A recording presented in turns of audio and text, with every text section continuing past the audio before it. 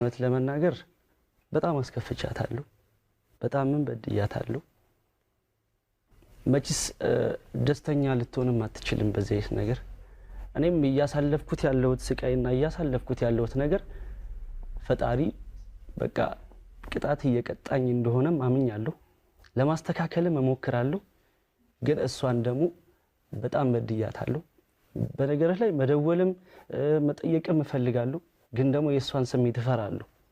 በጣም የምሳቀቀው ማለት እኔ ሳላስብም ቀርቺ ምናምን አይደለም አስባለሁ ግን ደግሞ እፈራለሁ ከእኔ ከበደልኩት በደል አንፃር ማለት ነው እና ይሄን ሁሉ ቻሌንጅም ይሄን ያክል መከራም ያያየሁት ያለውት በኔ ላይፍ ላይ ተጽዕኖ አለው ታበቀ ስሜቷ በተወሰነ መጠን ተጎድቷል ብዬ አስባለሁና ይቅርታ ጠየቃት እስኪ ጠይቃታ አይስጥም በእኔ አንቺ በምን አይነት መንገድ ይቅርታ መጠየቅ እንደምችል አላውቅም ይቅርታ አድርግልኝና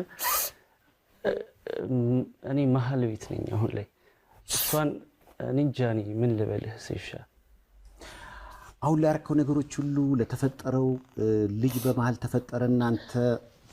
ራክ እሷን ማገዝ ነበረብህ ያ ወቅት ደግሞ እኔም በራሴ ቤት በሌሎችም ስለማይሆነው የወለዱ ሴቶች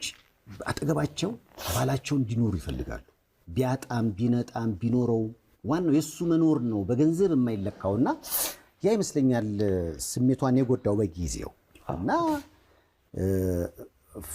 ስላንተ ስትናገርኮ ቀውደዋለው የሚለው ነገር ሳይው እንደዛ አይነት ስሜት ውስጥ ሆናል አንተ ያላት ፍቅር ግን አለ ስለዚህ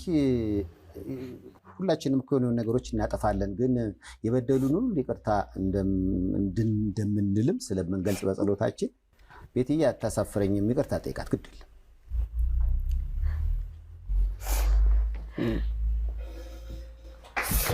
ምን ማለት እንደምችል ነው ማለት እኔ ሳላስባት ቀርቺ ብዳና አይደለም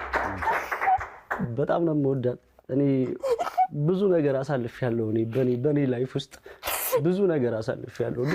እኔ እሷን ከድቼ አይደለም ልጅን ከድቼ አይደለም ክፍለ ሀገር ሄድኩበት ምክንያቱም አለኝ የራሴ በቃ በጣም ውጥረት ውስጥ ነበርኩኝ በጣም ቻሌንጅ ውስጥ ነበርኩኝና እኔ እሷንም እንደዚህ ለማድረግ ፈልጌ አይደለም በቃ ከራሴ ውስጥ ከኔ በኔ ህይወት ውስጥ ግብግብ ኃይለኛ ግብግብ ገጥሜ ነው ይቅርታ በቃ ይገባሻል እንዴ